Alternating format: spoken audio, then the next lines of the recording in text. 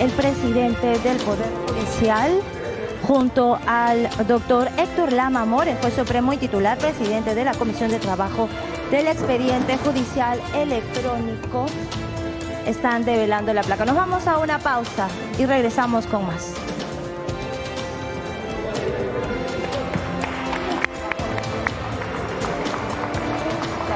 Sí. Judicial. Junto al doctor... Un singular incidente se registró, como vemos, en la Corte Suprema, en plena inauguración del llamado expediente judicial electrónico. Al jalar la cinta, se vino abajo la placa recordatoria. La sorpresa fue enorme para el presidente del Poder Judicial, Víctor Prado Saldarriaga, y para el juez supremo, Héctor Lama More, quienes eran los encargados de jalar la pitita. Un aplauso nervioso intentó salvar la situación. ¿Cómo están, amigos? Muy buenas noches. Esto es 90 a las 11.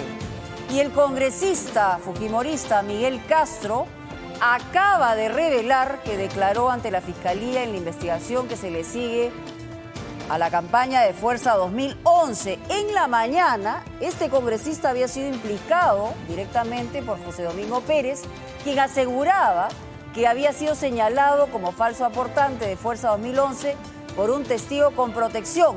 Resulta que él ha sido quien ha señalado ser este testigo con protección. Además, José... esas características, es decir, pudientes y de su entorno social, quien emplea finalmente... Además, José Domingo Pérez ha revelado que Castro había contactado con aportantes falsos con solvencia económica para no despertar sospechas. Esto ha enojado al congresista. Y en medio de la turbulencia política, finalmente se inició la exposición de Rosa Bartra, titular de la Comisión Lavajato. La crítica de diversas bancadas ha sido por la exclusión en la investigación de Keiko Fujimori y el expresidente Alan García. Debo decir de forma clara que la presidenta del partido político Fuerza Popular, la señora Keiko Fujimori, no es parte de la presente investigación porque no ha participado en ninguno de los proyectos investigados. Quienes sí encontraron responsables son a los expresidentes Toledo, Humala y Kuczynski. El informe Lavajato también acusa a la exalcaldesa de Lima, Susana Villarán. La sustentación se va a reanudar mañana y tiene para rato. Lamentablemente la violencia contra animalitos no cesa, la verdad. Esta vez se trata de una mascota que fue golpeada por el dueño en el ascensor de un condominio. El sujeto que estamos viendo, bueno, ataca al cachorro de esta manera, de una forma espantosa. Dicen que es un ciudadano de nacionalidad venezolana. La mascota felizmente ya fue rescatada.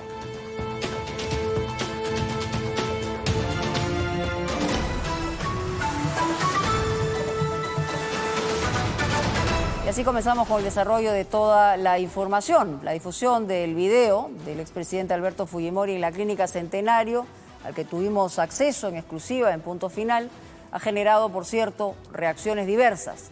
Una de ellas es la del abogado de los deudos de La Cantuta y de Barrios Altos.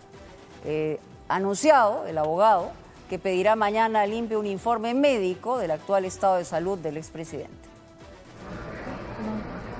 No, más importante es lo de él. Sí.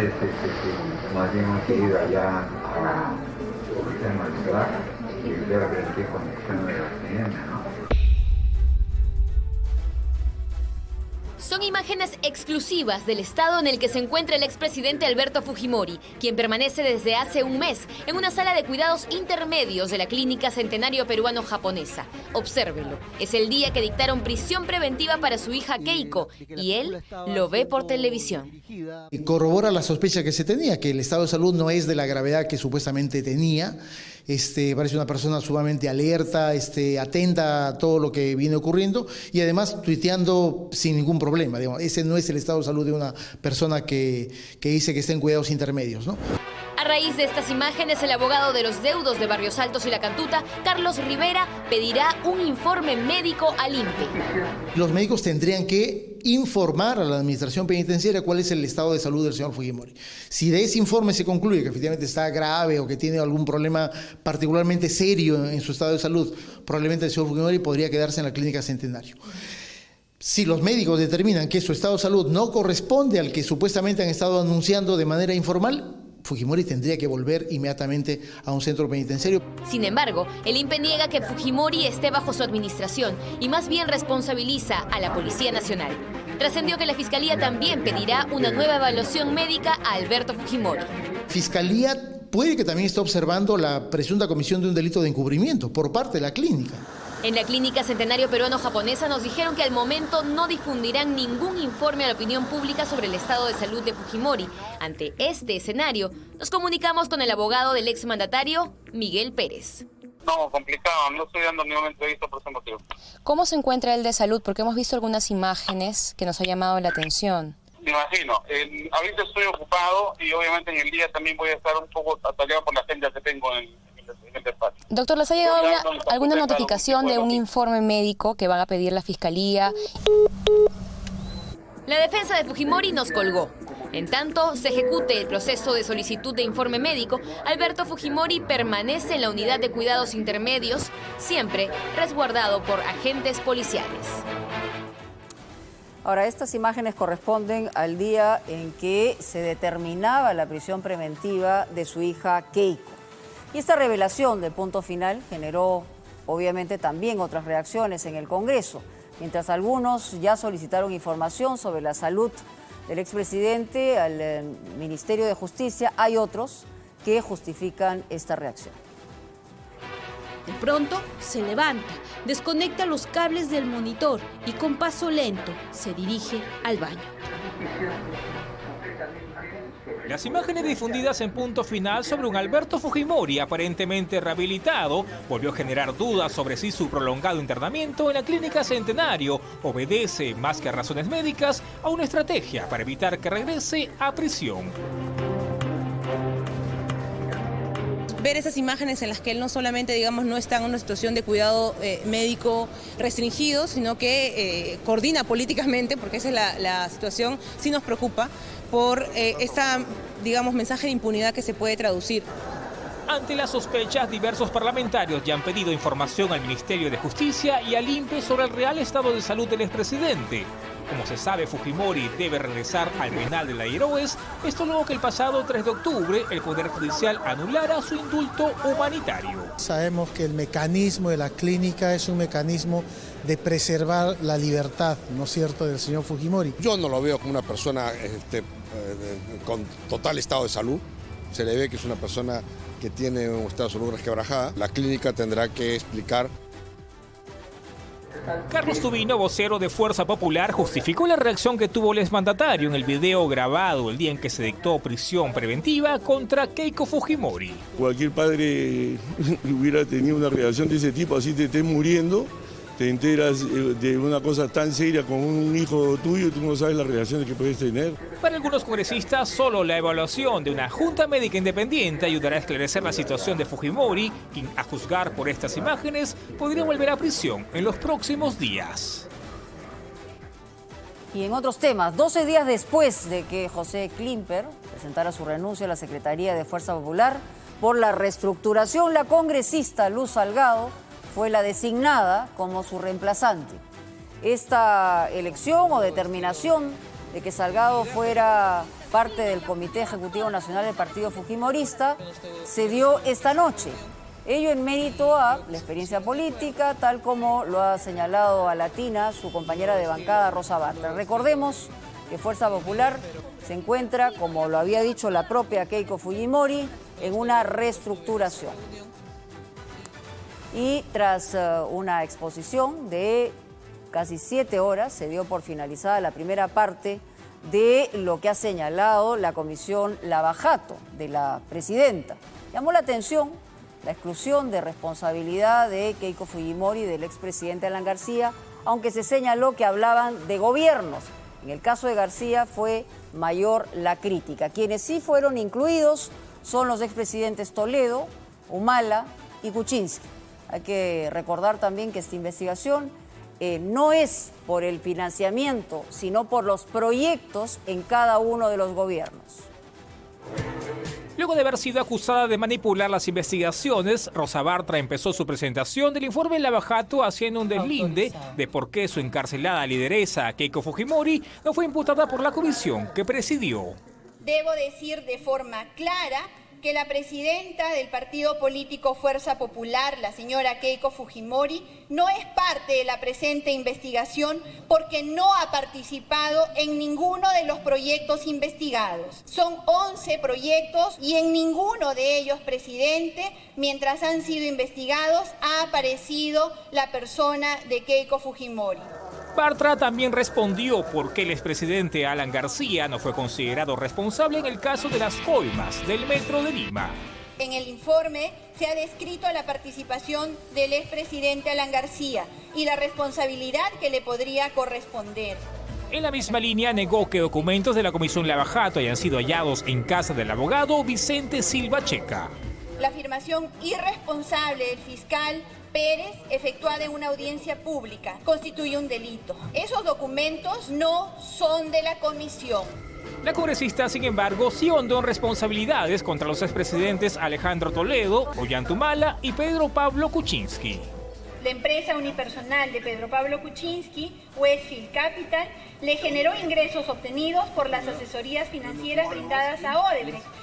El informe Lava Jato también atribuye responsabilidades y comisión de delitos a distintos personajes como Susana Villarán, Enrique Cornejo, entre otros. Pese a ello, algunas bancadas ya adelantan que pedirán que el informe regrese a la comisión y que además la presidenta no sea Rosa Bartra. Y el congresista Miguel Castro Grandes, de Fuerza Popular, acaba de revelar esta noche en otro programa que declaró ante la Fiscalía de la investigación que se sigue por los financiamientos de Fuerza 2011. En la mañana había sido implicado por el propio fiscal José Domingo Pérez, quien aseguró que se había señalado como falso aportante de Fuerza 2011, como un testigo con protección. Él mismo ha revelado que él fue el que estuvo 22 horas ante el fiscal para revelar esta circunstancia.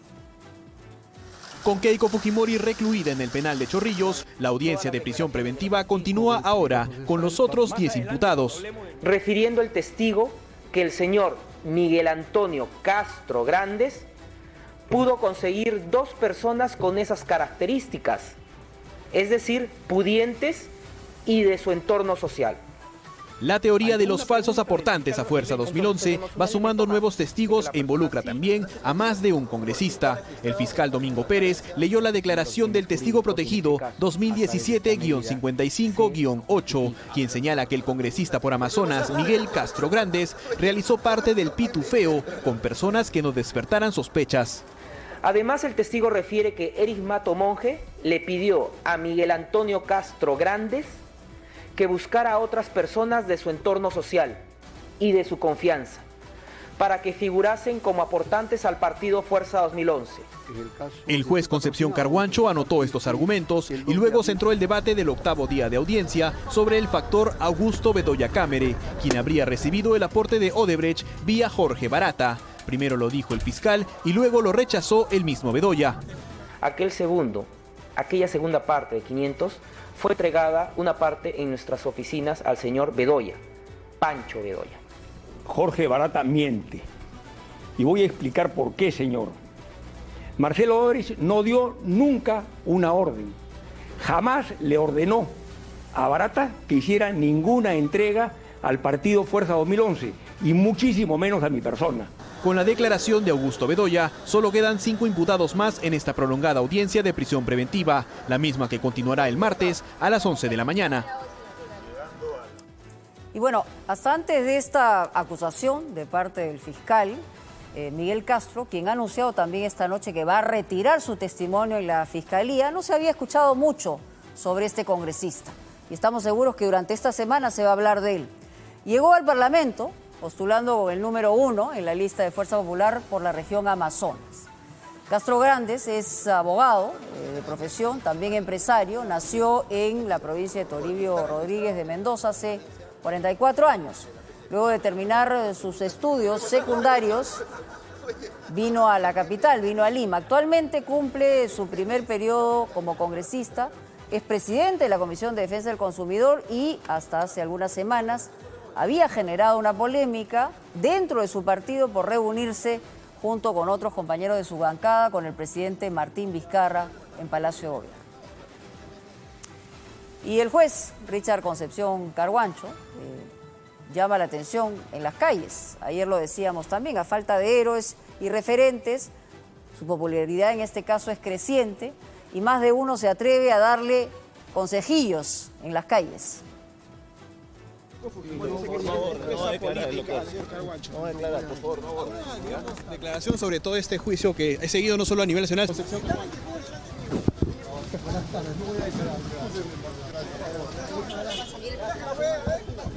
Tras finalizar la audiencia de prisión preventiva contra Augusto Bedoya, el juez Richard Concepción Carguancho decidió salir caminando de la Sala Penal Nacional. Acompañado de sus 2 escoltas de seguridad, Concepción Carguancho tuvo este inusual gesto, ya que por varios días evitó a la prensa. Ya, Carguancho, suerte, hermano, que Dios te proteja. Pero lo que no evitó por estos días fue el saludo de la gente en las calles. Habla, Carguanchito. Carguancho, muy poca seguridad, hermano. Muy poca seguridad, amigo. Cuídate bastante, el pueblo te quiere. Videos como este dan muestra del cariño hacia el juez, que para muchos se ha convertido en un héroe nacional por sus famosas audiencias. 30 años eso. Ya, Carguancho, suerte, hermano, que Dios te proteja y te bendiga. Lo aplauden cada vez que sale a almorzar. Le piden que se cuide de las amenazas de muerte, pero parece no preocuparle.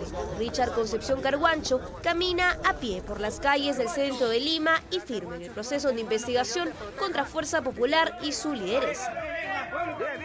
Carguanchito le dicen, ¿no?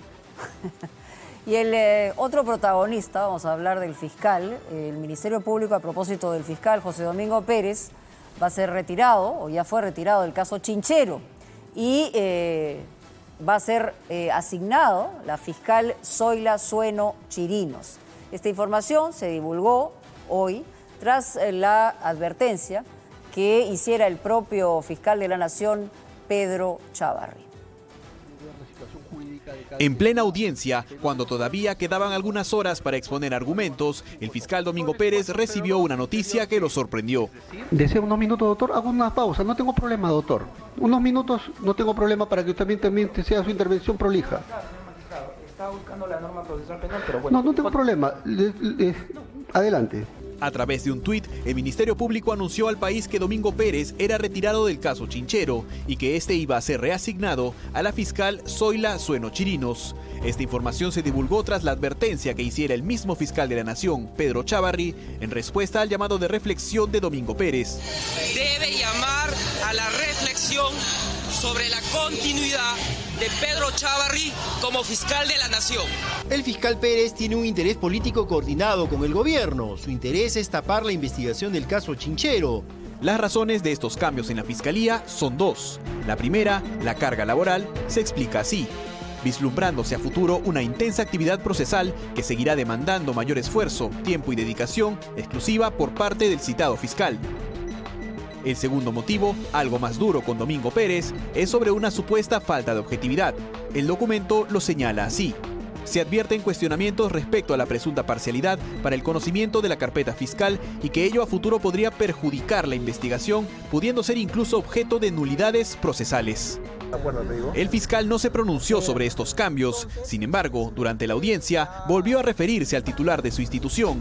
Asoció a Pedro Chávarri con César Inostroza. A las influencias que han tenido y tiene precisamente Augusto Bedoya Cámara como parte de esta organización en interferir en las decisiones judiciales a través de César Inostroza Pariachi, el fiscal Pedro Gonzalo Chávarri Vallejos. Este golpe en la fiscalía generó diversas reacciones en el Parlamento. No creo que este es el momento para hacer cambios en casos emblemáticos. Que si hay represalia o no, también a muchos que nos preocupan, diríamos, ¿por qué tendría que seguir el señor Domingo Pérez, que ha tenido a su cargo más de 1 año y medio y no ha hecho absolutamente nada con el caso Chincheros? ¿Será acaso por el favor que paga por el puesto de la esposa que tiene en Compras Mi Perú? Los cambios en el Ministerio Público solo agudizan el alejamiento entre el titular de la institución y el fiscal más mediático de los últimos días. Bueno, a propósito de fiscales mediáticos, y en realidad, como hemos señalado, en una sociedad cuando no hay referentes se buscan superhéroes. Hasta hace poco era Ricardo Gareca, ahora la concentración y la percepción de la gente está en el fiscal José Domingo Pérez y en el juez Richard Concepción Carhuancho. ¿Cómo los perciben? Como superhéroes.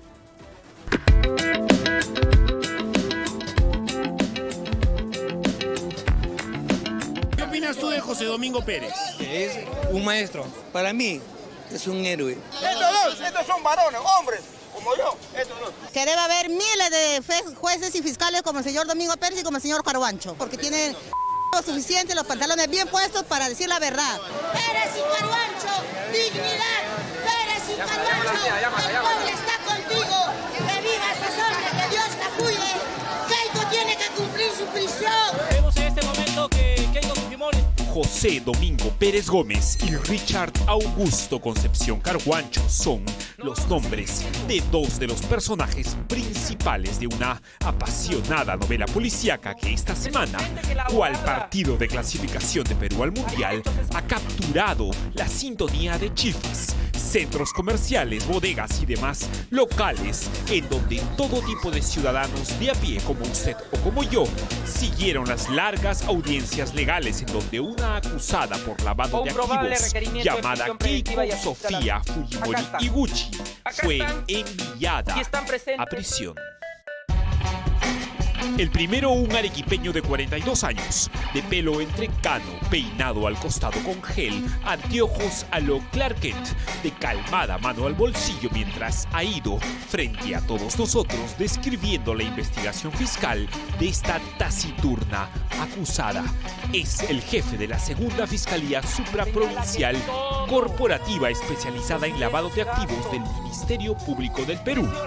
Un héroe en la calle y receptor de innumerables memes a su favor, declaraciones de amor en canciones juveniles, comparado con Superman, con Goku y hasta con Paolo Guerrero, el fiscal cuya acusación ha terminado enviando a prisión preventiva por 3 años a la hija del dictador. El otro, sentado en el lugar principal de la sala, serio y circunspecto ante el grueso de cámaras de televisión, de peinado algo más desordenado, pero de gestos más cautos, de 47 años, tarmeño, es el titular del primer juzgado de investigación preparatoria nacional, un juez de frases escuetas y decisiones históricas, como el envío también a prisión preventiva de Ollanta Humala y Nadine Heredia, así como el de aquellos peces gordos enlodados en el asunto Odebrecht. Esta es la decisión que ha dictado este despacho. 2 héroes para un amplio porcentaje de ciudadanos en Lima y provincias que han hallado en la chamba de José Domingo Pérez y Richard Concepción Carhuancho algo que defender ante ese fujimorismo herido que tiene a su lideresa a punto de pasar Navidad tras las rejas. Él está haciendo su trabajo. Él ha barrido el piso con 11 abogados. Eso no se ha podido negar. Estos 2 señores las tienen bien puestas. Ojalá que hay más corruptos que lo pongan como debe ser así. Así al Perú vamos a ir adelante. Un aplauso para el fiscal y para el juez. Un aplauso porque la Keiko se merece estar ahí en la cárcel. Se la pasa Carhuancho, va Carhuancho, se apoya en la tesis de Domingo Pérez, desestima 2 alegatos de la defensa, desestima 1, desestima 2, desestima 3, pasó Carhuancho, ¡qué bien la hizo Carhuancho! ¡Gol!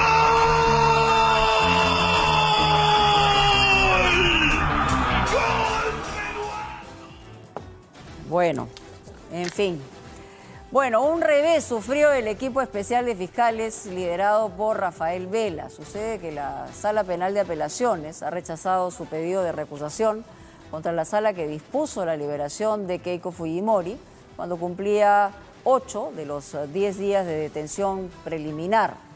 El pedido ha sido declarado y ha sido presentado contra los jueces Octavio Zaguanay, Iván Quispe y María León y ha sido declarado inadmisible en todos sus extremos, por extemporáneo y el tema de fondo. En consecuencia, esta sala superior va a continuar abordando el caso de presunto lavado de activos que involucra a la lideresa de Fuerza Popular y a los 11 investigados.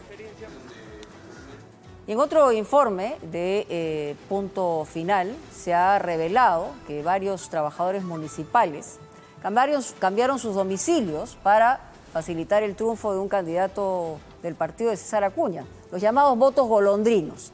César Juárez de APP habría ganado las elecciones de un distrito trujillano con estos votos, es decir, votos en oferta y como cancha. Domingo 7 de octubre, César Acuña celebra en Trujillo un arrasador triunfo de APP, su partido, en la ciudad. Acá lo digo, en Alianza para el Progreso no hay ni habrá espacio para corruptos. Además de la municipalidad provincial, Alianza para el Progreso consiguió hacerse de 9 de los 11 municipios distritales. Pero por lo menos uno de estos triunfos es hoy puesto en entredicho. Punto Final está en el distrito de Víctor Larco, en Trujillo. Desde esta municipalidad se habría organizado un inmenso operativo de votos golondrinos que involucra a trabajadores y extrabajadores de la comuna. Yo no tengo conocimiento. ¿No conoce el tema de votos golondrinos? No, yo ya no vivo en Trujillo, vivo en el Perú. En el siguiente informe, testimonios notariados denuncian un operativo de cambio de domicilio para beneficiar a uno de los candidatos de Acuña en este distrito. Una causa que ya evalúa el Tribunal Supremo Electoral en Lima y que podría incluso declarar nulas esas elecciones. 298 votos es la diferencia entre el proclamado ganador de las elecciones en Víctor Larco, César Juárez Castillo, de APP, y su más cercano contendor, Enrique León Clemen, de Súmate. Este es Vitelio Roque Minchola, un ex trabajador de la municipalidad de Víctor Larco, que denuncia que su centro de labores lo obligó a cambiar su domicilio para votar en el distrito a favor del partido del alcalde. En estas últimas elecciones, ¿en qué distrito votó usted? En Víctor Larco, sí. Sin embargo, usted vive en otro distrito, que es el distrito de La Esperanza. El testimonio de Roque Minchola quedó registrado en esta declaración jurada, donde asegura que cambió su domicilio ante RENIEC, consignando una dirección donde nunca ha vivido y que ni siquiera conoce. En esta vivienda vive el señor Roque Minchola Rosas, Vitelio. No, vive acá. Es decir, había un pedido de cambio de domicilio para votar por un partido específico. ¿Por qué partido? Alianza para el Progreso. Alcalde reelecto del Alianza para el Progreso, o APP, es el partido del actual alcalde del distrito, Carlos Vázquez Llamo, a quien se acusa de dirigir un operativo de votos golondrinos usando trabajadores municipales, del que se habría beneficiado él y su hoy sucesor, César Juárez Castillo, dado por ganador en la elección de octubre. ¿Por qué tantas personas, trabajadores de la municipalidad, han cambiado su dirección al distrito? No son tantas personas. Pero sí que lo son, y no solo ex trabajadores. A continuación, juzgue usted cómo este alcalde acuñista explica las mudanzas masivas de sus trabajadores al distrito, al estilo de su líder. Ellos a su libertad han cambiado su dirección porque trabajamos desde las 7 de la mañana, a veces a las 8, hasta las 5 o 6 de la tarde. ¿Se ha habido entonces un cambio de dirección? Cada trabajador elige su manera de vivir. Cuando hemos ido, alcalde, a buscarlos a las direcciones, nadie los conoce ahí. Bueno, insisto, posiblemente cada quien cambia su dirección por su necesidad. No olvidemos que somos en cierto momento aves de paso. Aves de paso que podrían ser golondrinas. Claro, por eso. Esta semana, Carlos Vázquez fue condenado por corrupción en Víctor Larco por la ilícita concesión del terminal pesquero del distrito. Son 4 los años de prisión suspendida para este alcalde que dejará el cargo en diciembre, con otras investigaciones fiscales a cuestas. A ellas deberá sumar una por crimen organizado, por este caso de votos golondrinos. Bueno, aquí tiene que haber reacciones también del propio gobierno y del primer ministro que pertenece a las filas de APP. Habría que responder y el mismo Acuña también tendría que responder. Violentas protestas a propósito del tema se registraron en Trujillo tras la emisión de este reportaje de Punto que reveló que los trabajadores de la municipalidad de Víctor Larco cambiaron de domicilio. ¿Para qué? Para votar y favorecer. Así que esta información es importante y la reacción también. Hubo indignados vecinos del distrito que han bloqueado la vía de evitamiento, quemando llantas. Nunca la violencia es bienvenida, pero es la reacción de protesta contra César Juárez y exigen la anulación de la elección. Este candidato habría llegado al sillón municipal mediante estos votos golondrinos con una ajustadísima victoria. Hubo una diferencia de 0,3% en relación a su rival más cercano, Enrique León. La policía tuvo que intervenir para poner orden y despejar esta vía utilizada para transitar hacia el norte y sur del país. Esto ya ha sido evaluado por el Tribunal Supremo Electoral en Lima y esperamos una decisión. Estamos ya con Juan Carlos Portilla. Esta noche ha habido, como dijimos, una revelación. En la mañana, el fiscal José Domingo Pérez había señalado a un testigo protegido que había afirmado que el congresista Castro era uno de los falsos aportantes en la campaña de Fuerza 2011. Pero esta noche hemos tenido revelaciones importantes. Juan Carlos, tú estás con el abogado del congresista Miguel Castro. Correcto, estoy con el abogado, el doctor Jorge Castro, abogado defensa del congresista Miguel Castro Grandes, cuyo nombre ha sido revelado hoy por el fiscal José Domingo Pérez a razón de un testimonio de un testigo protegido, y el testigo protegido era precisamente el congresista Miguel Castro Grandes. Entonces, la pregunta obvia es, ¿cómo decide el congresista Miguel Castro revelar hoy día a los medios de que él está como testigo protegido, habiendo sido, recogido su testimonial hace unos días y habiendo sido nombrado hoy día también por el fiscal José Domingo Pérez? Buenas noches. Buenas noches, ¿cómo está? Buenas noches, señora Mónica Delta. El problema es el siguiente: el señor congresista es convocado el día lunes para prestar un testimonio y el día martes, entre martes, lunes, martes y miércoles. En total ha empleado aproximadamente 26 horas de entrevista con sus adjuntos, con las personas que trabajan con este fiscal, el señor Domingo Pérez. El tema es que tenemos un feriado largo, no hay audiencias, y en la primera audiencia que hay el día de hoy, sustenta una prisión preventiva con el testimonio de mi patrocinador, devela públicamente que él es el testigo protegido. Consecuentemente ya no es testigo protegido, es una persona que ha sido convocada con la reserva del caso, con todas las garantías que debe darse a un testigo, y ha sido develado el nombre de mi patrocinador. Esta situación implica una inconducta funcional del señor fiscal, porque comete, por supuesto, un abuso de la arbitrariedad de un fiscal de conseguir una prueba, un testimonio, y ello prueba que para las siguientes personas para las que va a solicitar también la prisión preventiva va a utilizar este tipo de mecanismo y va a develar el nombre de las personas que estarían incriminando a los que están sentados ahí en esa audiencia. ¿Cómo queda la situación de su patrocinado? Porque, está como testigo protegido. ¿Va a retirar, él puede retirar esa condición? ¿Tiene que retirarlo el fiscal? ¿Su testimonio lo va a retirar el congresista?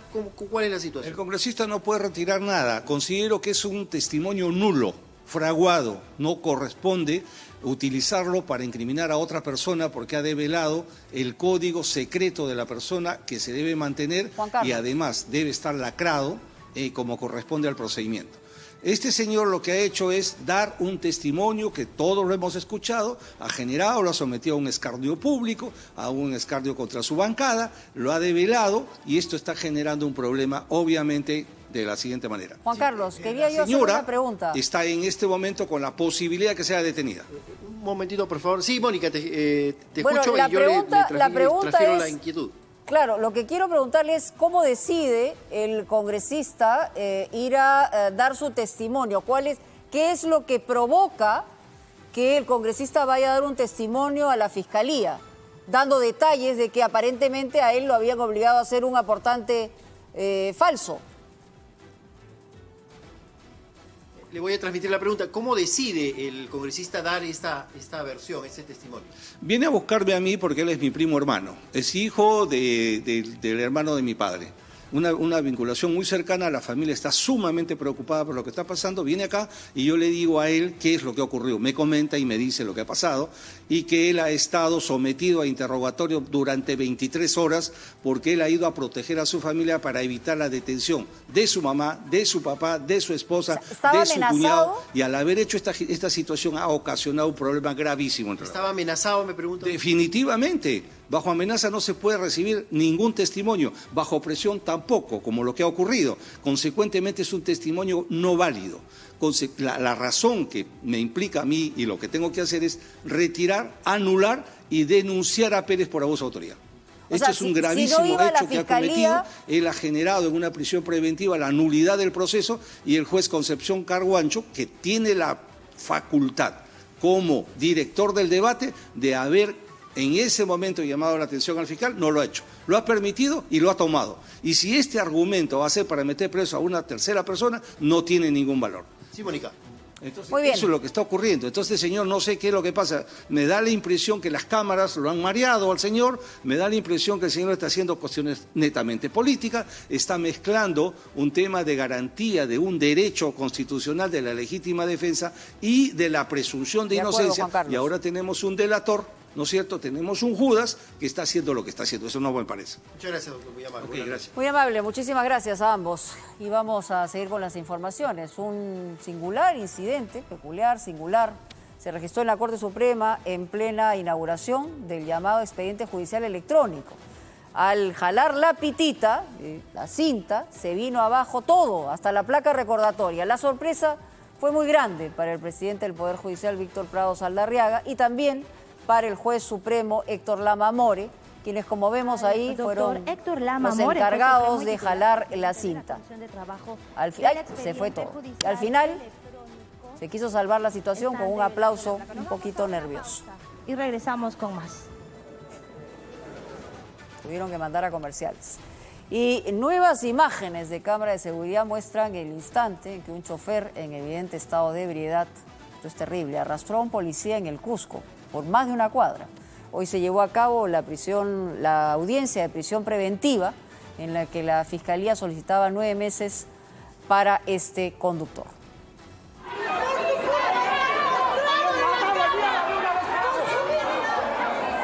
Entre los gritos de los familiares de la víctima y las lágrimas desconsoladas de su madre, quien terminó desmayándose, Carlos Farfán Oviedo, el chofer que arrastró por 2 cuadras al suboficial Duberlí Medina, era trasladado a un penal de Cusco. El Poder Judicial dictó 9 meses de prisión preventiva en su contra por el presunto delito de conducción de un vehículo bajo el efecto de estupefacientes. Las cámaras de seguridad captaron el preciso instante en que Farfán se llevó colgando de la ventana de su camioneta al policía y lo arrastró a lo largo de varios metros durante una intervención por realizar peligrosas maniobras en las calles de Sapi en aparente estado de ebriedad. Fue en medio del operativo que el conductor habría subido la ventana del vehículo y el agente Duberlí Medina quedó atrapado en ella. Y que después de eso también sea justa en una sanción que ella dé, de acuerdo a la magnitud del hecho. No hay una prueba más contundente que los videos, que mi hijo haya sido jalado desde la calle Tigre hasta cerca del Cristo. Indignados, los padres del policía, quien permanece grave en cuidados intensivos, denunciaron que los parientes del responsable les ofrecieron dinero y exigieron justicia. Nos ha ofrecido cheque en blanco, nos ha dicho el precio que quiere. La vida de mi hijo no tiene precio. En defensa de su hijo, la madre del hombre, señalado como autor de este violento incidente, manifestó que el conductor fue amenazado por el agente policial. ¿Quién ha roto el vidrio? ¿Quién ha roto con su revólver? Lo ha roto, a mi hijo le ha apuntado, le ha provocado este señor policía. Sin embargo, según las autoridades, el dosaje etílico habría revelado que Farfán estaba bajo los efectos del alcohol y alcaloide de cocaína.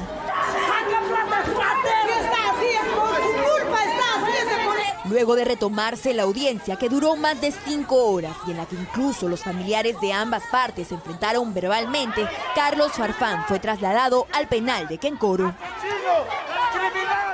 Bueno, algunas veces dicen que el amor de madre es ciego, pero en realidad aquí tiene que asumir la consecuencia. Estaba borracho, arrolló al policía y hoy está en cuidados intensivos. Y a propósito de violencia también, porque hay violencia contra seres humanos y contra seres vivos, como los animalitos. Se trata ahora de una mascota que fue golpeada por el dueño en un ascensor de un condominio. Cuando tú golpeas a alguien vulnerable, en realidad algo está mal en tu cabeza. Afortunadamente, la mascota fue rescatada. Están rescatando en estos momentos a este perrito maltratado, como han podido ver en las imágenes desgarradoras. ¿La persona? No, habían solamente sus compañeros, ¿no? También, venezolanos. Así es, esta pequeña pitbull de no más de 6 meses de edad es Aria, la indefensa perrita a quien su dueño golpea, arrastra y patea en un ascensor, tal y como un video de seguridad registró.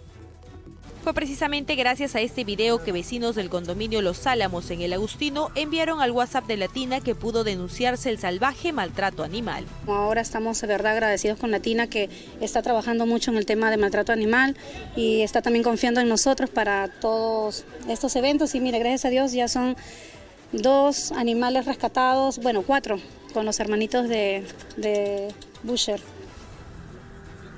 La Sociedad Protectora de Animales acudió junto a la policía hasta el condominio. Sin embargo, no pudo hallarse al desalmado propietario de Aria, quien fue identificado como Ángel David Rose John, ciudadano venezolano que junto a otros de sus compatriotas ocupaba un departamento en el piso 10 de este edificio. Aria ha sido rescatada. La tenían en un estado que no era el indicado, ¿no? Golpeándola, maltratándola. Indican los vecinos que no es la primera vez, que siempre escucha los gritos, los malos tratos para ella y ellos han accedido a entregarla de forma voluntaria. No era la misma persona, era un compañero de vivienda, pero yo creo que por evitar problemas hicieron lo mejor, ¿no? Entregarla. Con Aria liberada acudimos hasta un médico veterinario, quien tras revisarla encontró moretones en su cuerpo y visibles rasgos de maltrato. Es una perra muy asustada, hay ciertas lesiones que son bastante visibles, como la de la nariz, lateral derecha del torso. Todavía falta evaluar ciertas cosas más, a veces que hay ciertos descuidos, por ejemplo, con el tema de salud, alimentación. Una vez que Aria se recupere, será puesta en adopción esperando que un hogar la reciba con mucho amor. Amor que esta perrita necesita más que nunca. En tanto, la denuncia por maltrato animal contra Ángel Rose John seguirá su curso. Si alguien es capaz de maltratar a un ser débil, a un ser vivo, francamente, estamos en una situación bien complicada. Pero esta noche vamos a hablar de otra cosa. Se llevó a cabo algo importante. El simulacro de sismo y tsunami en la costa peruana. Sabemos que estamos en una región donde en cualquier momento puede pasar. Hubo preparación en 10 departamentos en Lima, se cerró la Costa Verde y en el centro de la ciudad la participación fue masiva.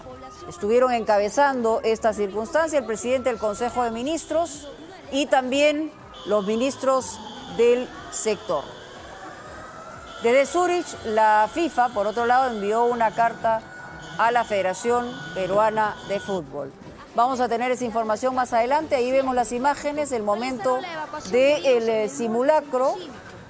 Se supone que es un simulacro de un sismo de grado 8, que podría ocurrir perfectamente en cualquier lugar de la costa de nuestro país. Estamos con Eddie Fleischmann, ya está con nosotros. ¿Cómo estás, Hola, Eddie? ¿qué tal, Mónica? ¿Cómo estás? Un día agitado. Agitado, en todo sentido.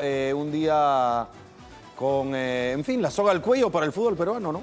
Sí, pues desde Zúrich hubo, como estábamos explicando, que la FIFA envió un comunicado, ¿no? Sí, una carta que de alguna forma viene a ratificar lo que conversamos hace algunas noches cuando se dio esta votación.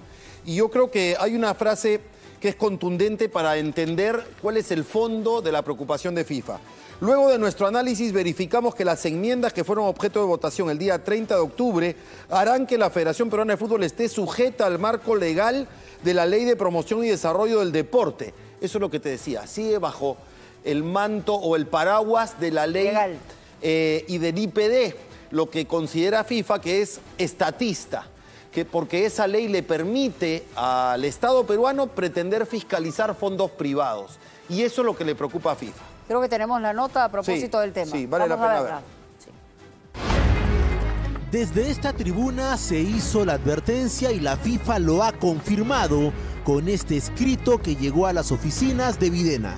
El ente máximo del fútbol mundial decidió que la Federación Peruana de Fútbol quedará inhabilitada de toda competencia si en segunda votación el Congreso de la República aprueba los cambios en la ley de fortalecimiento. Esto es, si el Congreso deroga o modifica la ley de fortalecimiento del fútbol peruano, quedará al margen del mundo fútbol, es decir, la selección peruana no podrá participar de ninguna competencia internacional. Quedará impedida de disputar la Copa América Brasil 2019 y el Mundial Qatar 2022. Esto también afectará a nuestros clubes profesionales, que quedarán al margen de la Copa Libertadores y Copa Sudamericana. Perú quedará imposibilitado de hacer contrataciones para la temporada 2019. El Congreso ya votó en primera instancia a favor de que se modifique la ley. Ahora se viene una segunda votación y finalmente será el presidente de la República quien tenga la última palabra. El futuro del fútbol peruano en manos de los congresistas. Así está la cosa. Y antes de ir con la nota de la selección, Mónica, una aclaración en temas económicos. Porque se dice, ¿por qué la Federación Peruana de Fútbol pide apoyo del Estado para la organización del Mundial Sub-17? Es por una razón muy sencilla, los estadios le pertenecen al Estado. Sí, claro. Se alquila con mucho dinero los estadios y se paga el 10% de los derechos de transmisión de televisión al deporte escolar a través del IPD. Es mucho más el dinero que recibe el Estado con origen del fútbol que el fútbol no recibe un sol del Estado. Es una locura entrar en conflicto con FIFA. Pero en fin, Ricardo Gareca tuvo una novedad hoy, la presencia de Yoshimar Yotun. La selección peruana volvió con todo a la Villa Deportiva Nacional y así prepararse con miras a la última fecha FIFA del año, en la que chocaremos ante Ecuador y Costa Rica. El sol se asomó como nunca y debía alumbrar la jornada de todos los convocados que disputan el torneo local. Sin embargo, la presencia de Yoshimar Yotun, volante del Orlando City, fue todo una sorpresa. Previamente habían realizado trabajos en el gimnasio, pero al campo no saltaron ni los porteros Carvalho y Álvarez, ni el lateral Aldo Corso. El día 1 de los dirigidos por el Tigre Gareca tuvo también como novedad al volante de 22 años, Alexis Arias, quien en algún momento fue llamado de emergencia ya por el 2016. Pero hoy todo es diferente. En Melgar he venido aprendiendo muchas cosas. Esos años quizás me faltaban un poco más en la parte de definición. Ahora he mejorado mucho, vengo haciendo goles en Melgar. Y yo creo que es mérito a mi trabajo poder ser convocado, ¿no? Sobre la no convocatoria de Cristian Cueva y la posibilidad de arrancar en esa posición, el Chaca lo maneja con todo respeto, pero consciente de su buen trabajo. Cueva ya tiene un puesto ganado en la selección, ha conseguido muchas cosas y yo creo que todos tenemos oportunidad de estar acá en la selección. Es algo que no me lo imaginé, pero este es mérito a mi trabajo, a lo que vengo haciendo muchos años y nada, solamente queda aprovecharlo y dar al máximo. Muy bien, y un futbolista que vive la oportunidad de tomarse una revancha es Christopher González. Salió de Universitario, emigró al fútbol chileno, volvió al fútbol peruano, está en un excelente momento físico y ahora ha sido convocado a la selección, el hombre de Melgar. 3 años tuvieron que pasar para que Christopher González vuelva a pisar la Videna. Su última convocatoria a la selección peruana fue para la fecha 3 y 4 de la eliminatoria Rusia 2018 para chocar ante Paraguay y Brasil, teniendo minutos solo ante la Canariña. Claramente está que luché bastante también porque aproximadamente pasaron 3 años con altos y bajos.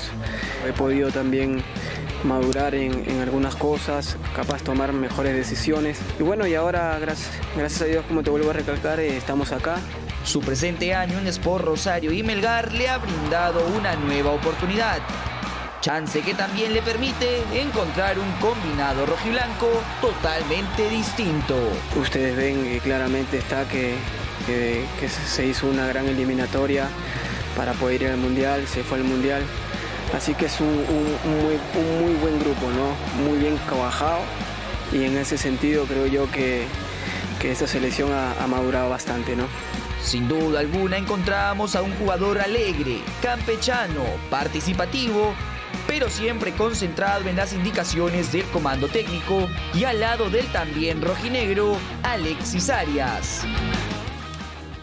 Muy bien, y nos vamos a la pausa. No se muevan porque volvemos con el verdugo de la U, el uruguayo Mauricio Afonso, autor del tanto para la victoria de Alianza. Además, hoy ganó Melgar, está prácticamente en la semifinal del torneo y les contamos los puntos que les han restado a algunos clubes de la primera división. Volvemos.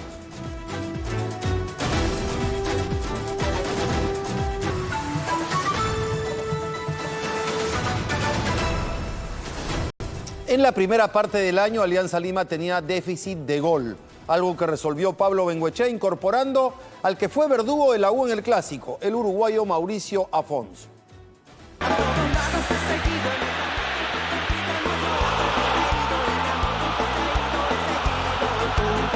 Llegó al Perú sin hacer mucho ruido.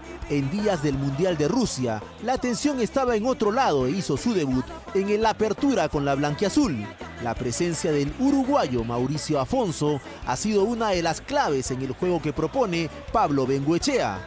El delantero de 26 años se ha convertido de pronto en el verdugo de Universitario.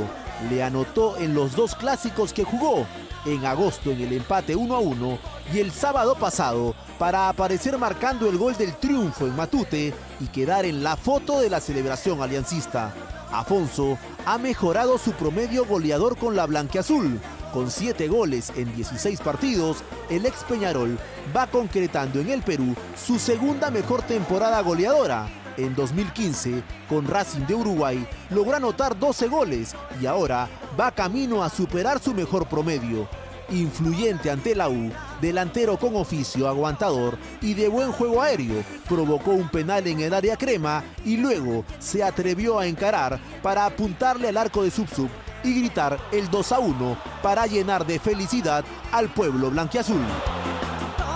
Y Melgar Fútbol Club hoy, con dificultades, con 9 jugadores, le ganó 1-0 a Unión Comercio, jugando en la UNSA de Arequipa. Con este triunfo, el cuadro arequipeño prácticamente está en la semifinal del torneo local. Aquí está el tanto de la victoria del cuadro arequipeño, un error defensivo del Unión Comercio y el zurdazo de Biancucci para anotar el único gol a los 17 de la primera etapa. A propósito, hoy la Comisión de Licencias anunció que Rosario pierde 3 puntos, Cantolao pierde 2, UTC pierde 1 punto. Prácticamente con ello, Sport Rosario desciende de categoría junto a Comerciantes Unidos.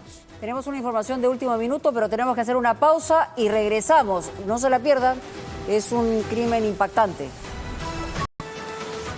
Bueno, producto de guerra criminal parece ser. Esta es una información de último minuto. Junior Tarazona Acher, que fue sindicada como el sujeto que ordenó el ataque al Porsche. Ustedes recuerdan, el automóvil donde iba Gerald Oropesa en el 2015.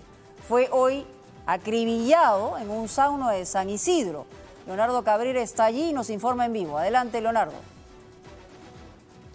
¿Cómo estás, Mónica? Así es, buenas noches. De 10 disparos ha sido acribillado alias J dentro de este sauna ubicado en la cuadra 1 de Miguel Dazo, aquí en San Isidro. Según testigos, el sicario finalmente escapa con toalla, imagínense, corriendo hacia una esquina, sube a un vehículo. Recordar que este hombre es considerado mano derecha de Caracol, cabecilla de Barrio King, pero todos los detalles, el historial delictivo de J y sobre todo la información de lo que viene ocurriendo adentro lo vamos a tener desde las 5 de la mañana en 90 Matinal. La noticia está en pleno desarrollo, así que en 90 Matinal vamos a tener toda la historia de este crimen ocurrido cerca a las 8 de la noche del día de hoy. Gracias, Leonardo. Por supuesto, tendremos en la mañana toda la información. Estos son crímenes Terrible, realmente terrible el estado de violencia. En el delincuenciales. En pleno sauna, 10 disparos. Y así estamos en la ciudad. Muchas gracias. Bueno, gracias, Eddie. Que nos esperen mejores días. Chao, chao. Hasta mañana. Hasta mañana.